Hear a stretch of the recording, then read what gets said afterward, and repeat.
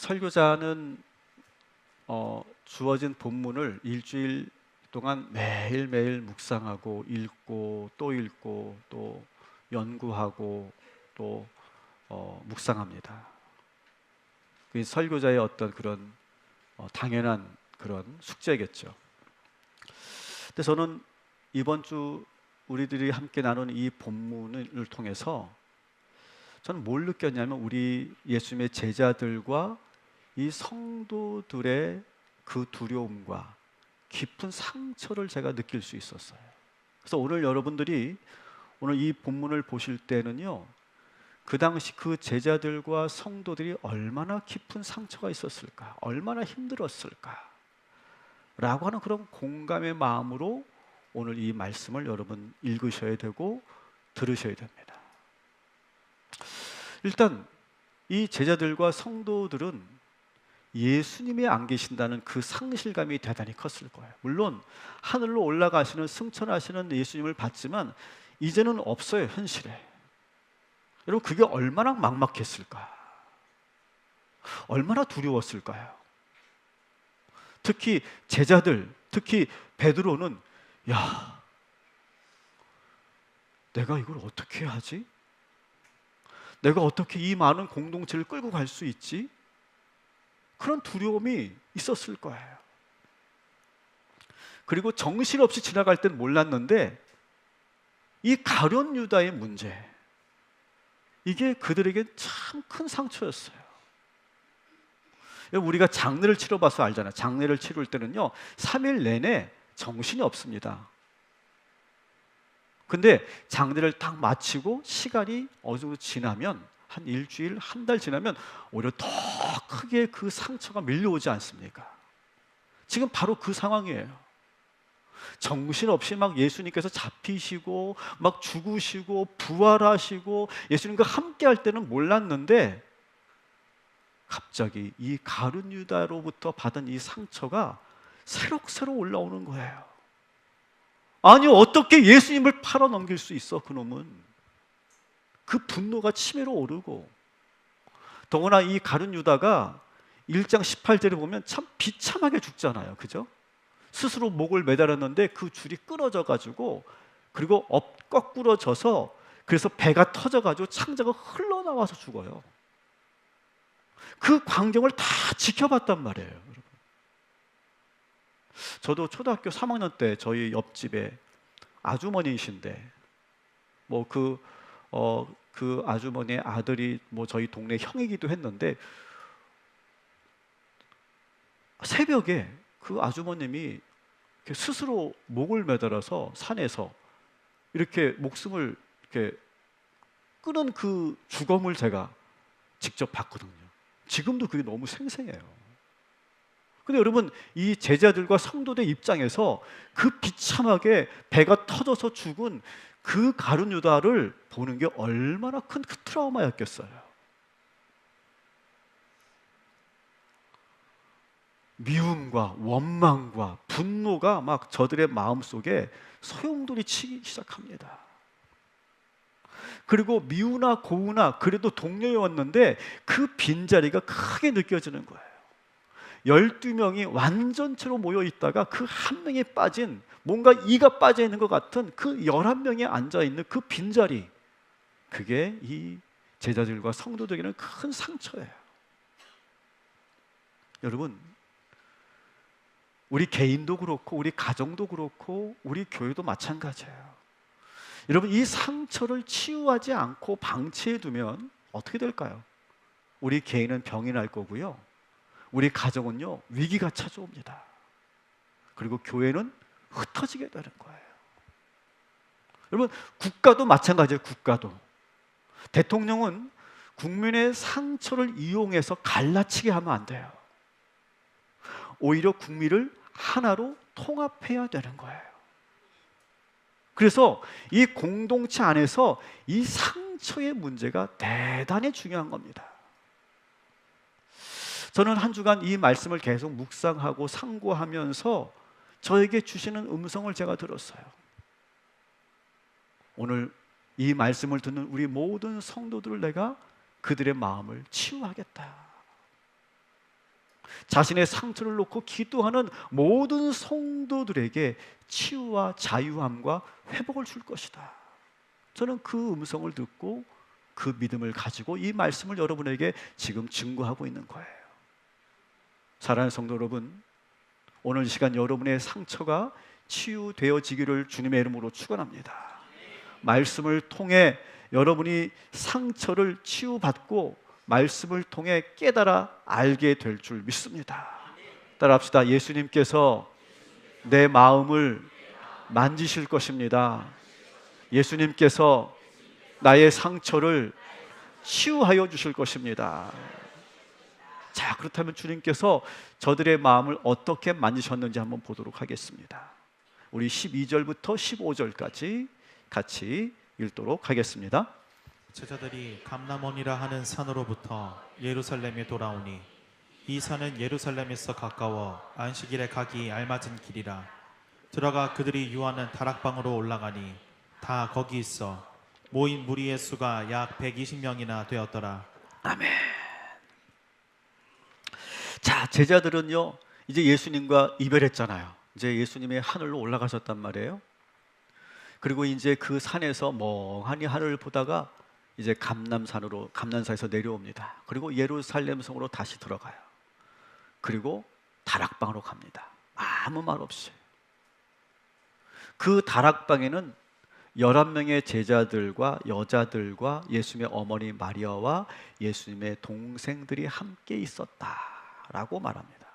근데 여러분 성경에 보시면 제가 여기 PPT에는 생략을 했는데 11명의 제자들의 이름이 쫙 나옵니다.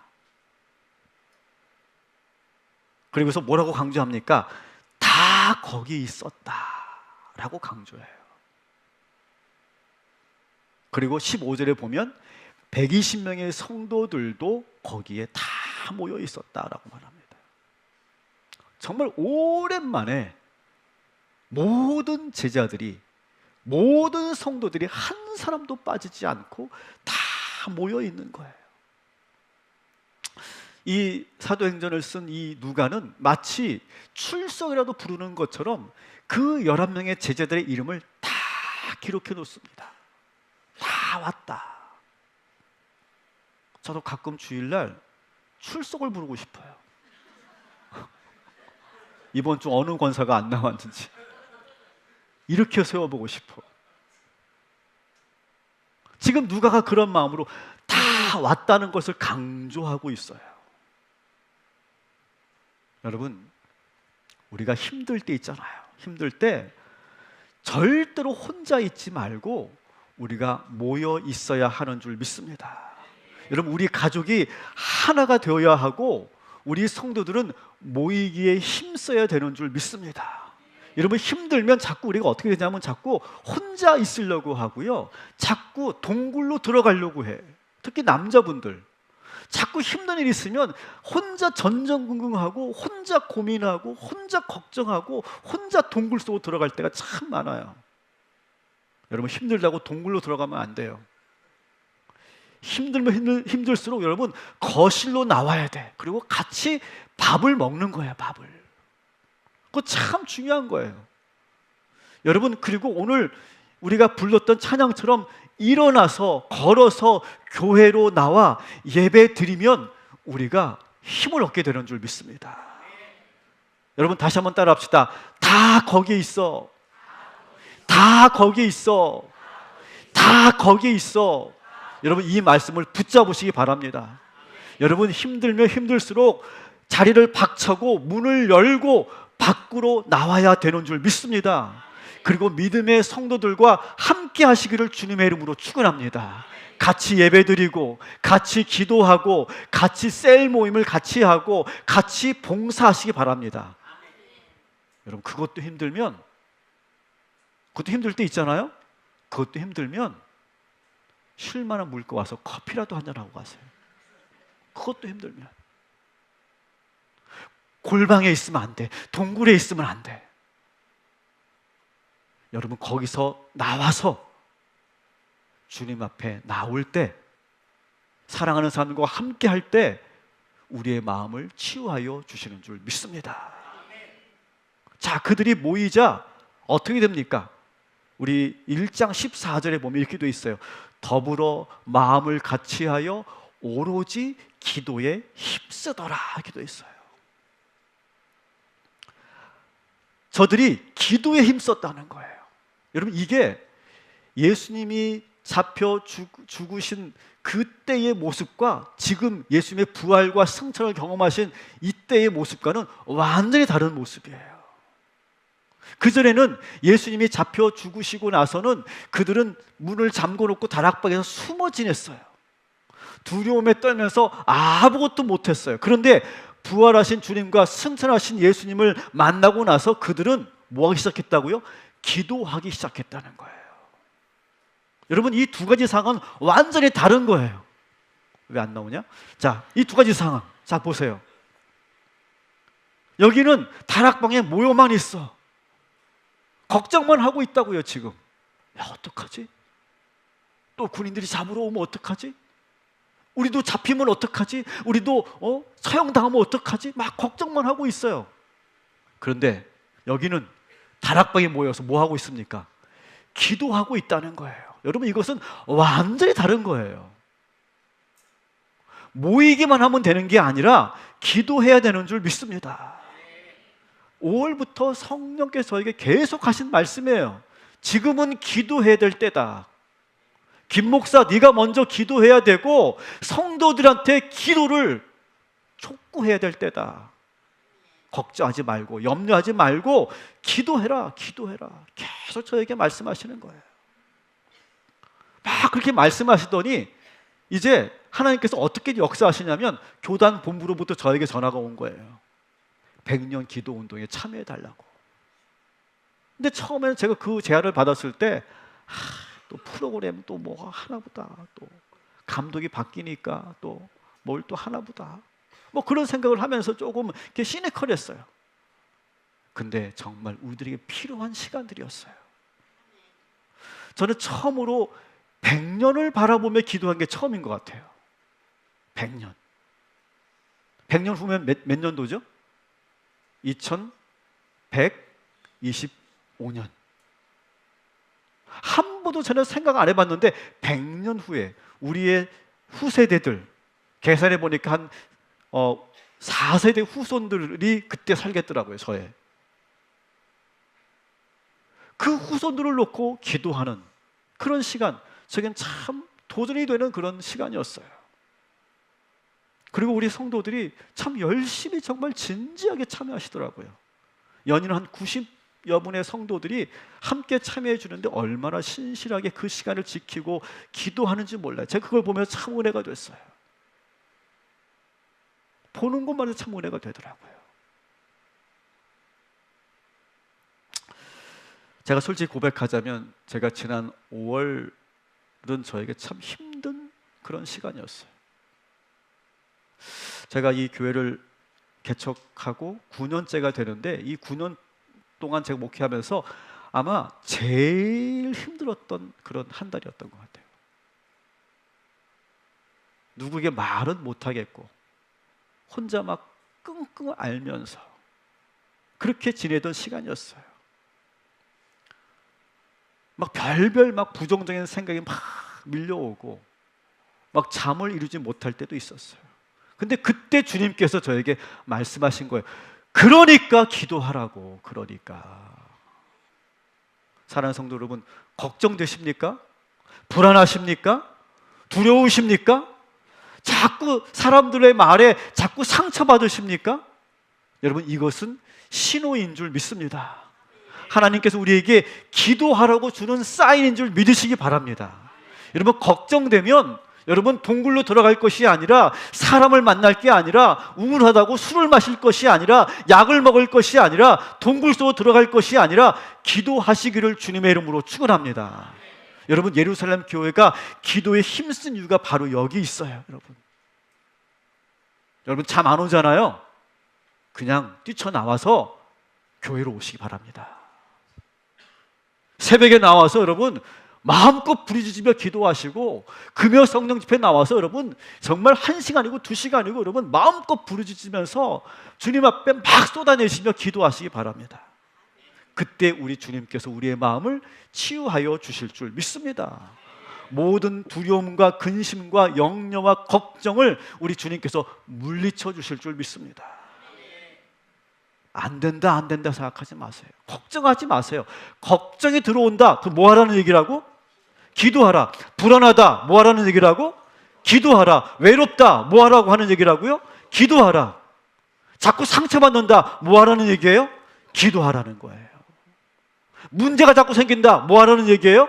기도하라. 그렇게 바꾸셔야 돼. 그거는 사인이야, 우리에게 주시는 사인. 여러분, 교회에도 두 가지 종류의 교회가 있어요. 모이긴 모이는데 기도하지 않는 교회가 있어요.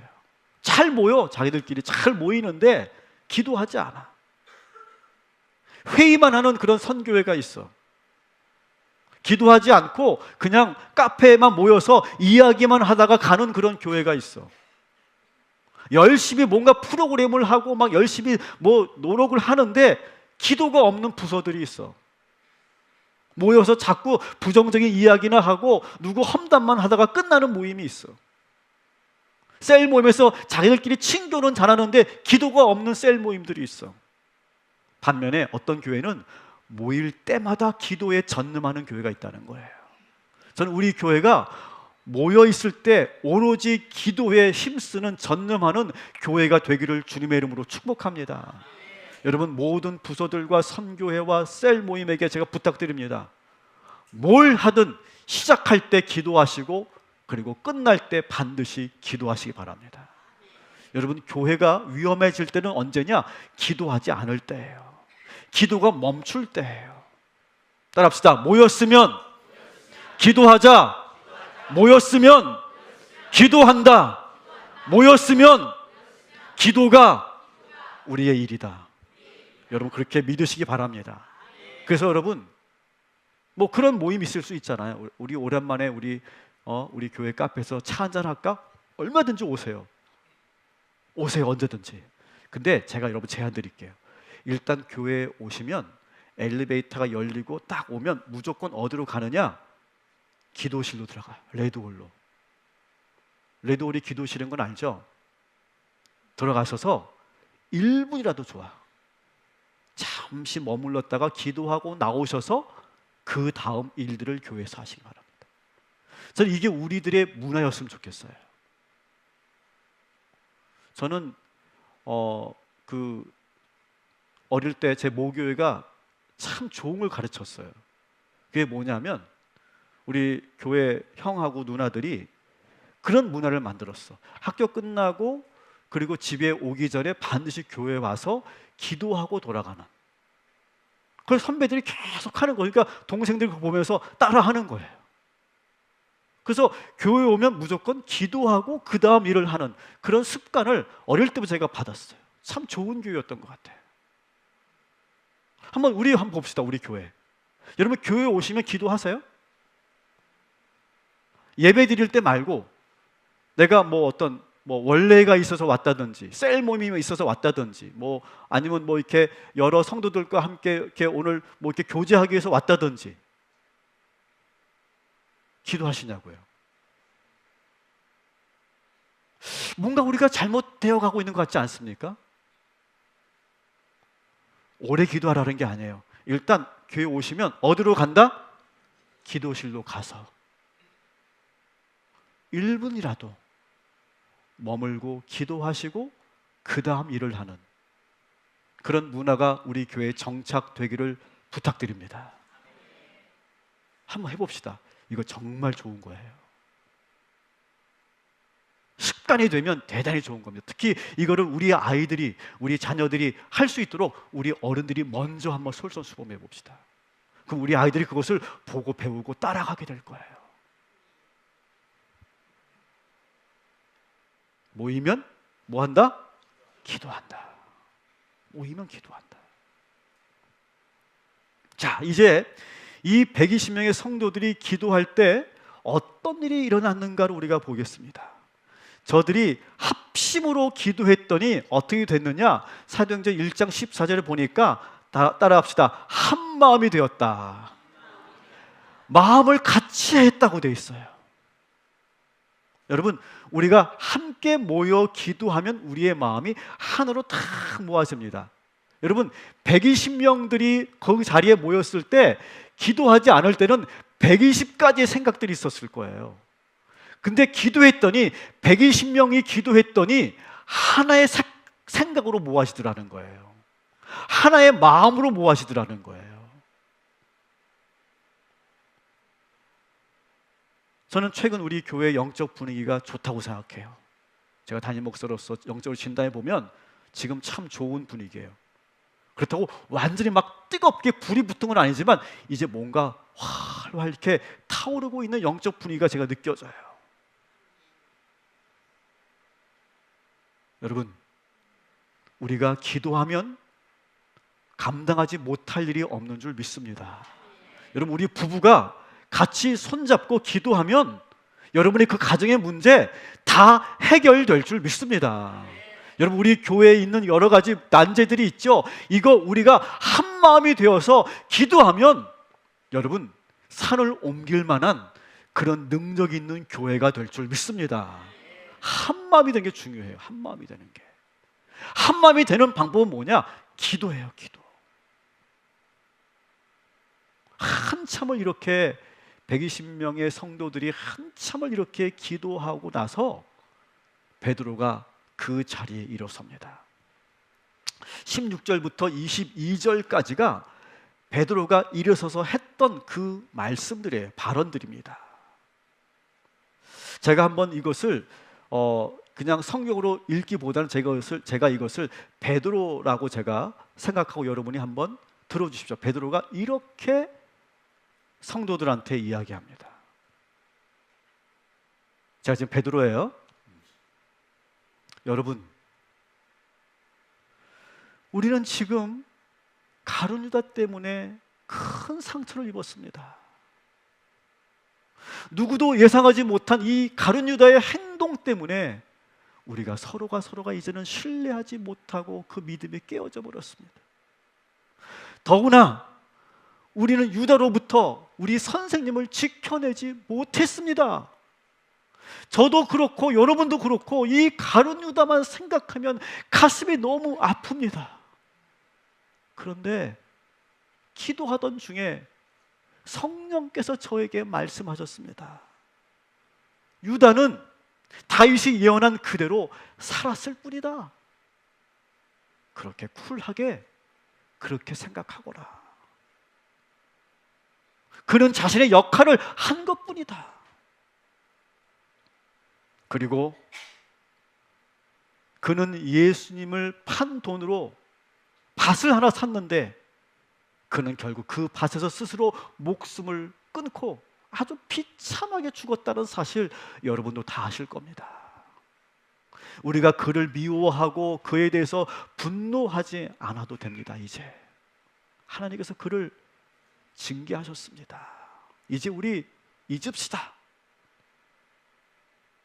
그리고 기도하던 중에 하나님께서 시편으로 말씀하셨어요. 저에게 시편 69편 25절의 말씀을 제가 기도하던 중에 받았습니다. 거기에는 그렇게 되어 있습니다. 그가 산 땅이 함께하게 하시고 아무도 살지 못하게 하소서.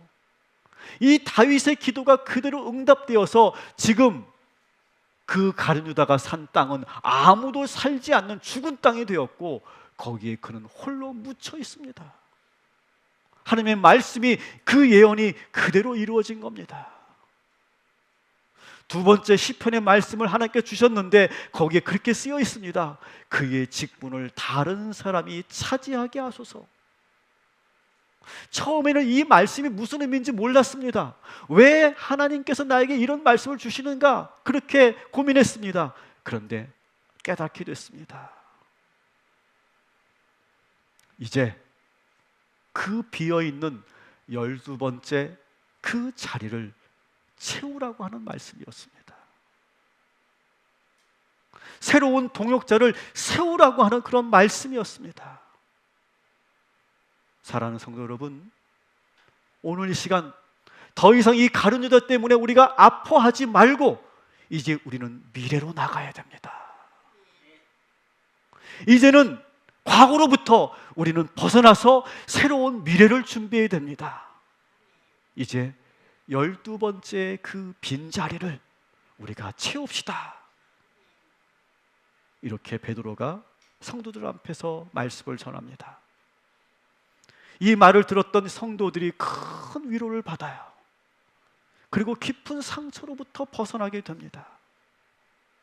가룟 유다로부터 받은 그 상처에 대해서 아무도 말하지 않았어. 가룟 유다의 가짜도 꺼내고 싶지 않았는데 베드로가 먼저 그 이름을 불러주니까 왠지 더 고마웠어요. 그리고 12번째 제자를 세우자고 하는 그 제안에 힘을 얻습니다.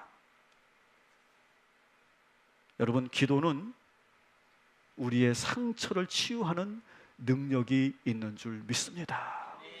그 가룟 유다로부터 받았던 그 상처가 오늘 그 자리에서 마가의 다락방에서 치유되는 역사가 나타났던 것처럼 오늘 시간 여러분이 기도하실 때 여러분의 마음의 상처를 주님께서 만져주시고 위로해 주시고 여러분의 눈물을 닦아 주실 줄 믿습니다.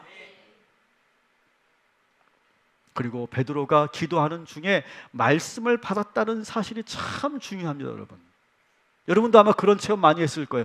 기도하는데 갑자기 하나님께 나에게 말씀을 탁 주실 때가 있어요.